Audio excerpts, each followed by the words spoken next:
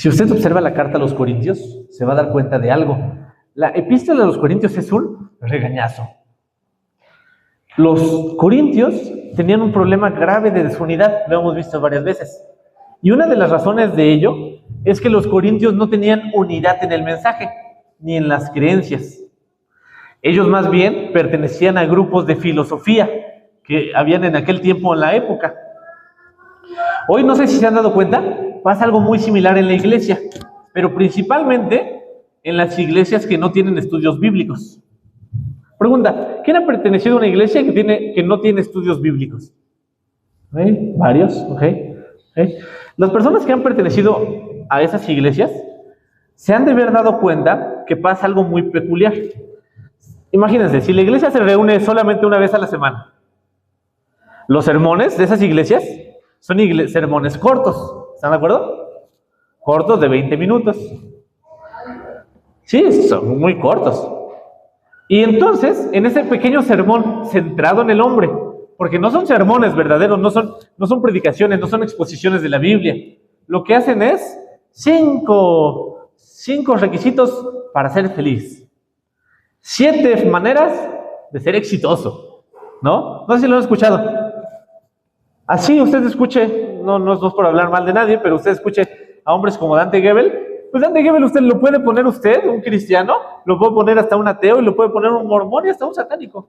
No hay tema. Dante Gebel queda bien en todos lados, porque tiene 5 formas de ser feliz. Ah, pues claro que sí. ¿Cómo ser una persona agradable a los demás? ¿Cómo ser exitoso? ¿No? Y en una iglesia como esa, eventualmente vas a tener que tú llegas y le puedes preguntar alguna pregunta candente, o sea, caliente, y vas a obtener muchas respuestas. No va a haber una unión. Imagínese si usted llega a la iglesia, bueno, que él no le llama iglesia, pero vamos a llamarle iglesia para términos prácticos, del mismo hombre que les acabo de mencionar, de Gebel, ¿no? Y usted hace una pregunta sencilla como, ¿creemos en la Trinidad? ¿Quién sabe qué van a escuchar?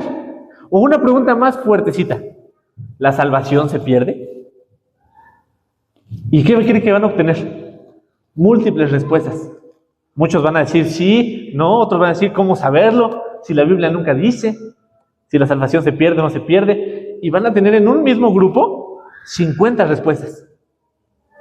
Si usted les pregunta, ¿debe de ser, hay apóstoles? Muchos van a decir, no, son los que nombró Jesús. Muchos otros van a decir, sí, los que hacen iglesias. Hay profetas. Y usted va a tener así una serie de respuestas de todos. ¿Se deben de ordenar pastoras? ¿No se deben de ordenar pastoras? La Trinidad. ¿Hay que bautizar en el nombre del Padre, del Hijo y del Espíritu Santo? ¿O en el nombre de Jesús? Son preguntas que usted las puede tirar en uno de esos lugares y va a tener una infinidad de respuestas diferentes. Una infinidad de respuestas y se va a dar cuenta que no hay una unidad en el mensaje. Si yo tiro esta pregunta aquí en la iglesia, va a ser muy diferente. Cualquiera de estas preguntas, ¿por qué? Porque tenemos estudios. Lo peor que puedo escuchar es que, o sea, de los que vienen a los estudios, obviamente, ¿no? Lo peor que puedo escuchar es que alguno diga, pues lo que dicen ustedes es eso, o sea, pero mínimo tenemos algo ya, o sea, que ustedes saben que decimos, ¿no? O sea, tenemos estudios de cada cosa, de cada doctrina. Hemos tenido estudios de evangelismo, con mi abuelita los miércoles, hemos tenido estudios de soteriología. El miércoles también hemos tenido conmigo estudios de Jesús, de neumatología del Espíritu Santo, de la ofrenda. Hemos tenido también estudios de la oración, el miércoles, ¿se acuerdan? Y ahorita estamos teniendo uno de la iglesia. Aquí, ahorita están teniendo uno del Espíritu Santo y allá estamos teniendo uno de la Biblia. ¿Se dan cuenta? Entonces, tocamos múltiples puntos. Y si entonces tiramos una pregunta, nos podemos dar cuenta que estamos más unidos de lo que creemos. Entonces, en esas pasaba, y eso pasaba muy constantemente en la iglesia de los Corintios. Había una gran división. ¿Por qué? Porque las personas no estudiaban su Biblia. En la mayoría de las iglesias así pasa, se los digo. O sea, yo les pregunté cuántos han venido de esas iglesias que no se estudia la Biblia. Pero vea el versículo 6 que estamos ahorita leyendo. 1 Corintios 2:6. Por favor, repita. 2:6. ¿Y qué pasa? La sabiduría que la Biblia nos ofrece es una sabiduría diferente. No es una sabiduría humana. Vea cómo dice. Sin embargo, hablamos sabiduría entre los que han alcanzado madurez. Y sabiduría no de este siglo, ni de los príncipes de este siglo que perecen. No es una sabiduría perteneciente a este mundo. Es una sabiduría que está reservada únicamente para los cristianos. Ve el versículo 7. No la sabiduría de la que hablamos es el misterio de Dios. Es su plan que antes estaba escondido, aunque Él lo hizo para nuestra gloria final, aún antes de que comenzara el mundo. Vean, la sabiduría que encontramos en la Biblia no es una sabiduría que esté prohibida o que esté inaccesible. Cualquier persona puede comprar una Biblia, ¿sí o no? Cualquier persona, es más, sin comprarla, puede descargarla en su teléfono. Es más, si no quiere que le ocupe espacio, cualquier persona la puede buscar en Google y le va a aparecer la Biblia. ¿La Biblia está prohibida para las personas? ¿La Biblia la podemos leer? Sí, bueno, al menos en esta parte del mundo, en el occidente, sí. Al menos en el occidente, sí. Pero pasa que la Biblia es como un tesoro que está escondida a las personas. Es como un tesoro escondido a los ojos. Agustín lo mencionaba de esta forma. Él decía así: si una persona, quiero que te imagines esta ilustración de Agustín. Si una persona entra a un cuarto que está lleno de tesoros, que está lleno de grandes imágenes, de gran arte, lleno de oro totalmente, y está apagada la luz, ¿cuánta de esa riqueza podrá ver la persona? Es una buena pregunta. ¿Cuánta riqueza puede ver una persona si está apagada la luz? ¿Puede ver los tesoros? No los puede ver. Pero a medida de que la luz se va encendiendo, la persona, y quiero que piensen en Agustín. Agustín era en el tiempo donde todavía no existía luz eléctrica que llega al punto. Se tenían que ir encendiendo velitas. Usted, si se ha quedado a oscuras, todavía lo ha vivido. Pone una velita aquí, pone una velita por allá, y se va alumbrando la casa poco a poco, poco a poco. Y decía Agustín, si llegas a un cuarto así, y aunque esté lleno de tesoros, pero no está prendida la luz, no vas a ver nada. Pero a medida que tú vayas prendiendo la luz, vas a ir viendo las maravillas que están en ese lugar. A medida que vayas prendiendo la luz. Y es lo mismo que pasa con la Biblia. La persona se acerca a la Biblia y la persona, ¿qué pasa? No puede ver nada. ¿Es un tesoro? Sí. ¿Lo pueden ver? No, no lo pueden apreciar. Necesitan que la luz, que la iluminación del Espíritu vaya llegando a ellos para que lo vayan entendiendo. Y a medida de que la persona se entrega más al Señor, la ve y la lee y le va entendiendo cada vez más.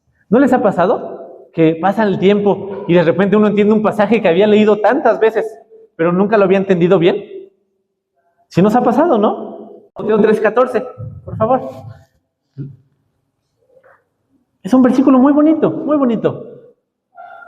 Dice, pero persiste tú en lo que has aprendido y te persuadiste, sabiendo de quién has aprendido y que desde la niñez has sabido las sagradas escrituras, las cuales te pueden hacer sabio para la salvación por la fe que es en Cristo Jesús. El pastor me leyó este versículo en mi ordenación, Pastor Jesús. Persiste en lo que has aprendido, Timoteo, le decía. Las sagradas escrituras. ¿Se acuerdan que Timoteo había aprendido por su abuela Eunice y por su madre Loida? Timoteo las conocía, las había aprendido y por eso el Espíritu Santo se las podía recordar. Timoteo no empezó su ministerio a los 18 años, 17, cuando fue el primer viaje misionero con Pablo. No, Timoteo lo empezó desde que era un niño, cuando su madre y su abuela le enseñaban la palabra de Dios. Ahí empezó su ministerio Timoteo. Ahí empezó su ministerio Timoteo. ¿Quién ha ido con un psicólogo alguna vez? Psicoanalista. ¿Sí? ¿Sí varios? ¿Sí? ¿Sí varios? Okay. El psicoanálisis es muy diferente a la consejería cristiana. Usted dirá, ¿qué tiene diferente, pastor? Hermano, es totalmente diferente. Porque el psicoanálisis, la postura del psicoanalista es que la persona va a hablar sobre su pasado en retrospectiva y esa persona va a entender su vida. Y esa persona sola va a encontrar la respuesta, ¿sí o no? Para los que han ido a la consulta psicológica, ¿sí o no te acuestan o te sientan a que cuentes tu vida? De un buen. No sé si usted sabía, el psicoanalista no puede dar consejos. Lo tiene prohibido. Prohibido. Un psicólogo tiene prohibido dar un consejo. Ellos no dan consejos.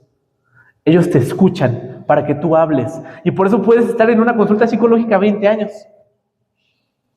Hasta que tú solito te des cuenta. Está fuerte. Nosotros no. La consejería bíblica, nosotros sí damos consejos. Si usted viene conmigo, va a escuchar un consejo. ¿Qué es la consejería bíblica? La consejería bíblica es aplicar la palabra de Dios a la vida concreta de las personas. Eso es, si se da cuenta, la predicación en cierta forma es consejería grupal. Consejería bíblica grupal. Aplicamos la palabra de Dios a la vida de las personas. Y entonces aplicamos la Biblia a temas concretos. Pero para eso se necesita que la persona tenga un depósito de pasajes de conocimiento en la mente.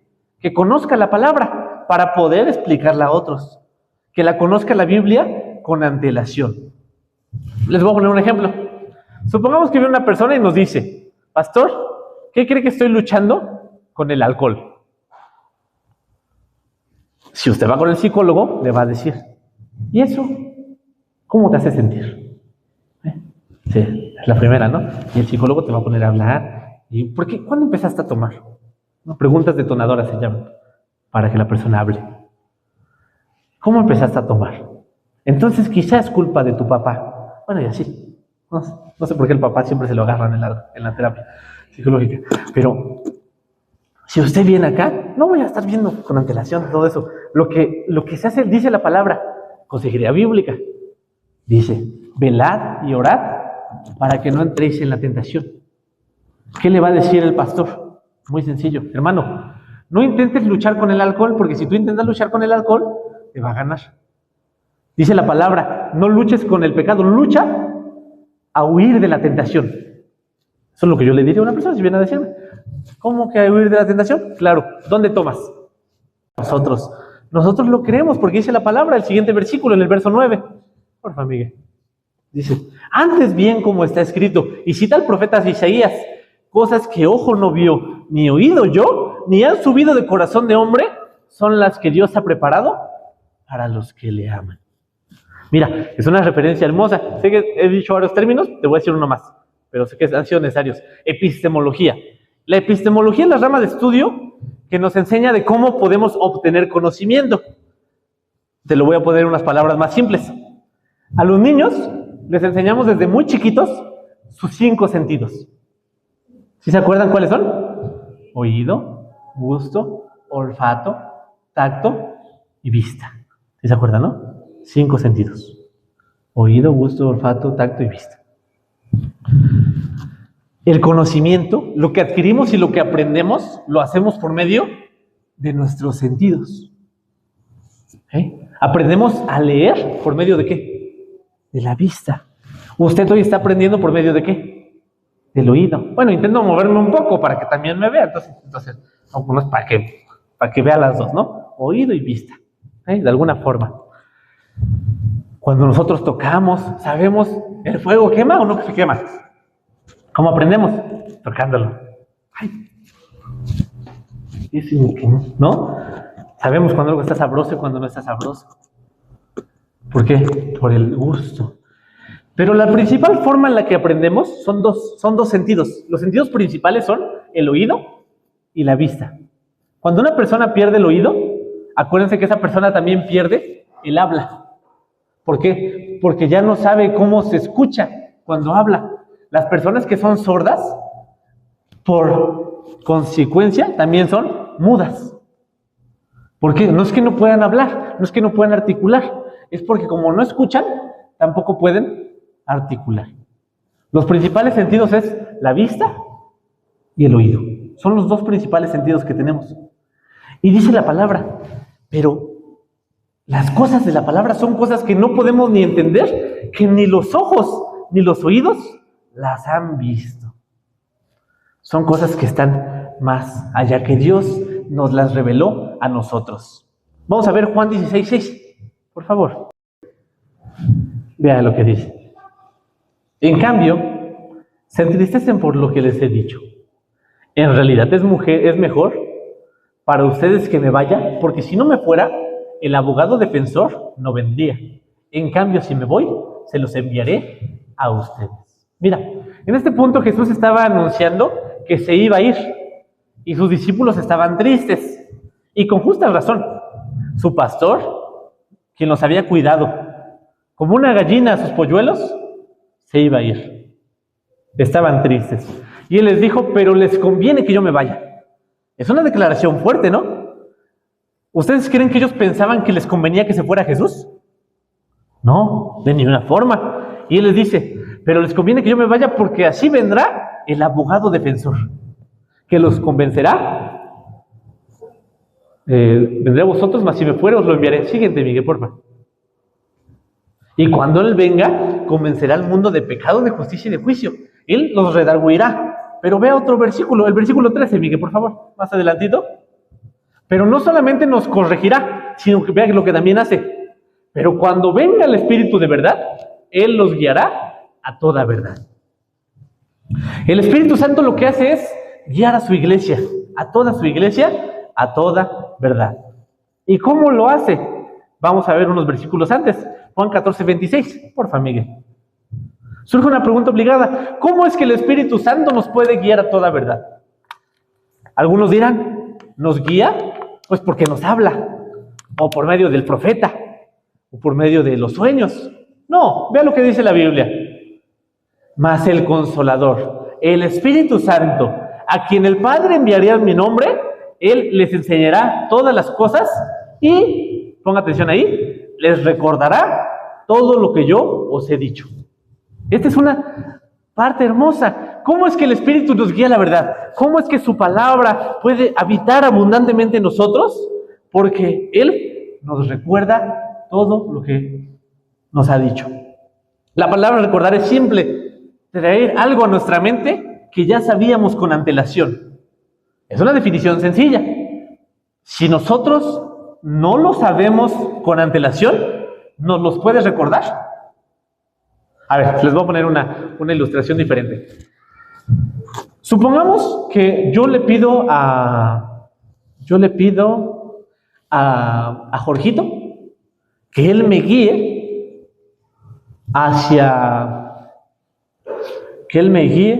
a Juchitán. ¿Qué tal, Jorgito? ¿Sí me llevas? ¿Por qué no? Nunca he estado allá. Ahora, ¿qué pasa si le pido al hermano Fernando? Hermano, dígame cómo me voy a Juchitán. ¿Me puedes decir? ¿Sí o no? Sí me puede decir. ¿Por qué? Porque Fernando es de Juchitán. Fernando ha estado allá. Si le digo a Jorgito, ¿a dónde voy a comer a Juchitán? ¿No sabes? ¿No? Fernando, ¿qué me va a decir? Yo sé dónde comer en Juchitán, ¿no? La palabra en el versículo 7. Porfa, Miguel. 1 Corintios 2:7. Dice así. No, la sabiduría de la que hablamos es el misterio de Dios. Es su plan que estaba antes escondido, aunque Él lo hizo para nuestra gloria final, aún antes de que comenzara el mundo. Dice, antes estaba escondido, pero ahora ya no está escondido. Él lo hizo para nuestra gloria. Él nos los reveló. Otra palabra, agregue la parte trascendente, revelación. Re es quitar, echar para atrás. Y velo, bueno, es de velum, que es literalmente una cortina. Quitar, echar para atrás el velo. Usted piensa en esto. ¿Usted cree que una persona, Dios, hay una cortina entre nosotros y Dios totalmente? No lo podemos ver. Es una cortina total. No lo podemos ver. No lo podemos escuchar. Hay una cortina que nos divide entre Dios y nosotros.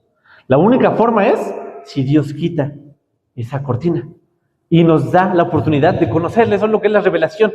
Dios mostrándose a las personas, Dios quitando la cortina del medio para que le podamos conocer, quitar el velo.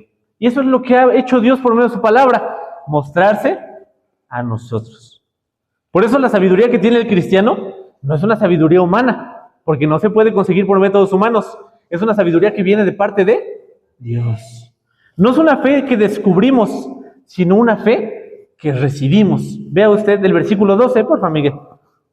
Vea cómo dice. Y nosotros hemos recibido el Espíritu de Dios, no el Espíritu del mundo, de manera que podemos conocer las cosas maravillosas que Dios nos ha regalado. Si nosotros podemos conocer su palabra es porque Él nos ha dado su Espíritu, porque lo hemos recibido. Y de esa forma podemos conocerle. Vea el versículo 8, por favor, Miguel. Aquí muestra, ¿cómo podemos saber que la gente del mundo no ha conocido a Dios? Vea. Pero los gobernantes del mundo no lo entendieron.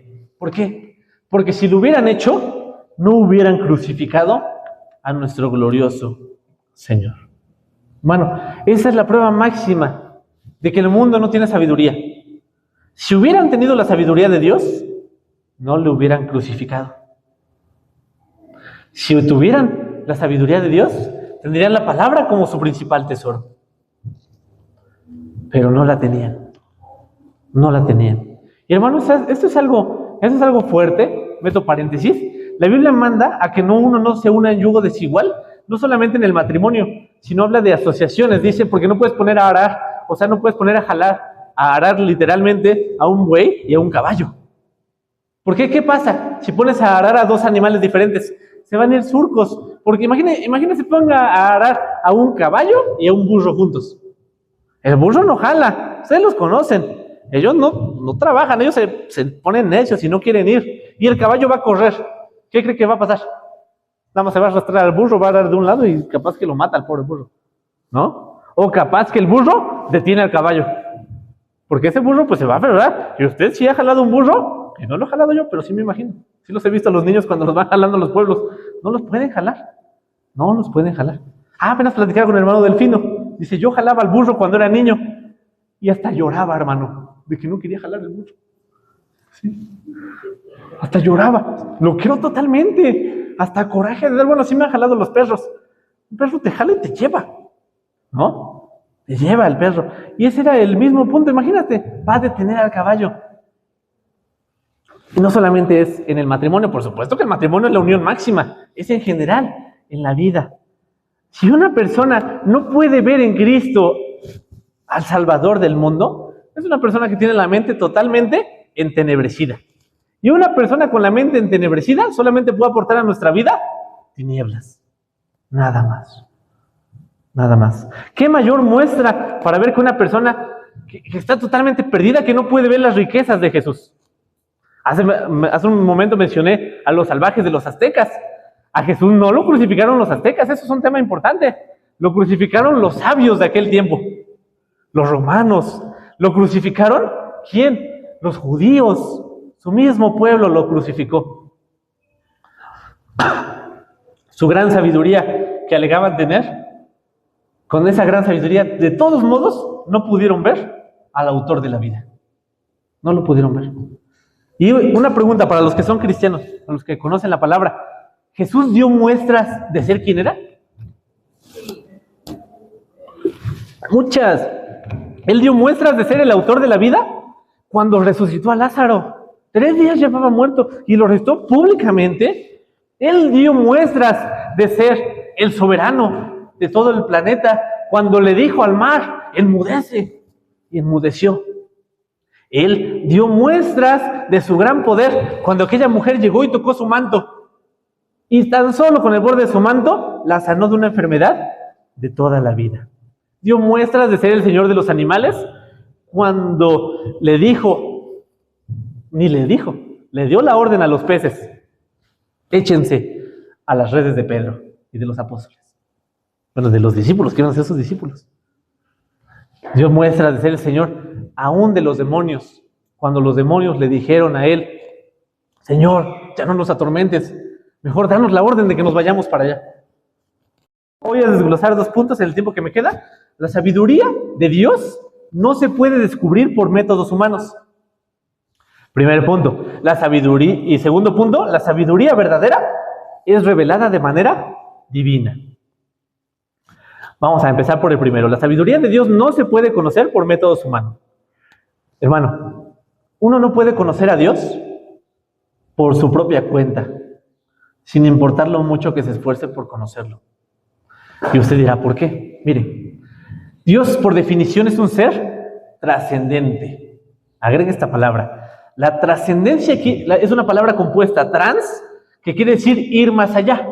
Por ejemplo, cuando decimos de una persona transexual, es porque va más allá de su sexo. O sea, que se viste de mujer, ¿no? Es hombre, se disfraza, se pone un disfraz y dice que es mujer. Está yendo más allá, no es mujer, es un hombre vestido de mujer. Entonces, trans es ir más allá y es escandere, que significa escalar. ¿Qué quiere decir eso? Que Dios está más allá de lo escalable, más allá de la comprensión de las personas, más allá de lo que nosotros podamos entender. Por definición propia, Dios no puede ser conocido por medios humanos, porque está más allá de nuestro entendimiento. No sé si han escuchado lo que dicen las personas: yo no creo en Dios, ¿por qué? Porque pues no se puede probar científicamente. Hermano, Dios está más allá que la materia, la ciencia que estudia, lo material, lo tangible.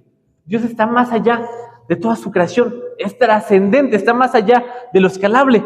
Una persona no lo puede intentar meter en una botella o en un tubo de ensayo. No se puede intentar descubrir en un laboratorio. ¿Por qué? Porque está más allá de lo escalable. Es trascendente, más allá del entendimiento, más allá de la materia misma. Él está más allá de su creación. ¿Qué dice la Biblia? Los cielos cuentan la gloria de Dios y el firmamento anuncia la obra de sus manos. Dice la palabra que los cielos de los cielos no le pueden contener. Nos dice, o sea, aún toda la creación es menor que Dios. No pueden contener su majestad. ¿Qué nos dice Génesis 1:1? En el principio Dios creó los cielos y la tierra. Ve el versículo. Dice, cuando estaba en el principio, antes del principio, ya estaba Dios.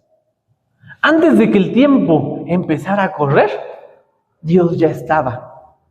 Puedes fechar mi nacimiento. Puedes fechar mi nacimiento y puedes fechar mi muerte. Pero no puedes fechar el nacimiento de Dios, porque está antes del mismo correr del tiempo. Dice la palabra, en el principio Dios creó. Cuando empezó todo, Dios ya estaba. Antes de que empezara todo, Dios ya estaba. A Dios no se le puede conocer por métodos humanos. Las religiones es lo que han hecho, intentar conocerle por múltiples formas. No sé si usted se ha preguntado por qué hay tantas religiones en el mundo. Es sencillo, la gente quiere conocer a Dios. Pero dice la palabra, Hechos 17:27, por favor, Miguel. Hechos 17:27.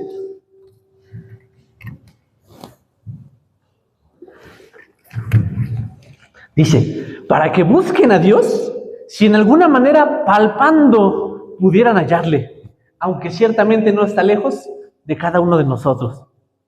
El apóstol Pablo dice, las personas, o sea, sin Cristo, sin la revelación, sin su palabra, buscan a Dios y ponen una ilustración, palpando, como un ciego. Piensen en un ciego.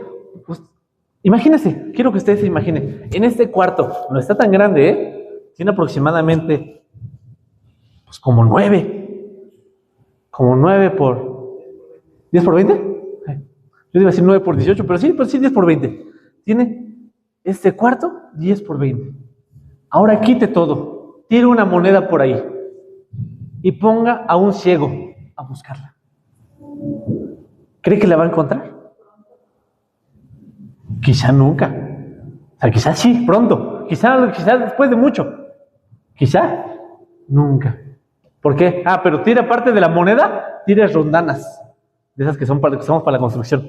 Y aparte de las rondanas, tire taparroscas. ¿Cree que va a poderla encontrar? No tan fácil. Quizá, dice, palpando, a ver si encontrándole. Es lo que hacen las religiones. La gente intenta encontrar a Dios, intenta encontrarse con Él y dice, ¿cómo lo hago? Pues no sé. Pues hay que hacer algo, ¿no? Decían los aztecas, ¿qué hay que hacer? Pues hay que matar a una persona y se la entregamos en sangre.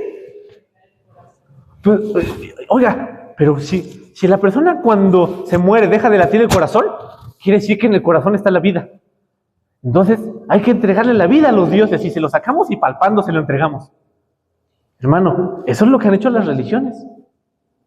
Eso es lo que han hecho aquí, así en Mesoamérica, antes de que llegáramos nosotros a esta tierra, o sea, la cultura española, antes de que llegáramos a esta zona, aquí sacrificaban a las personas, les sacaban el corazón, intentando, palpando, intentaban adorar a Dios.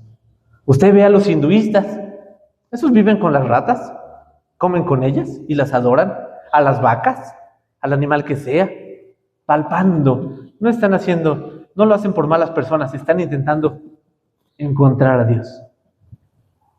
Intentan encontrarlo. ¿Cuándo lo van a encontrar? No lo van a encontrar.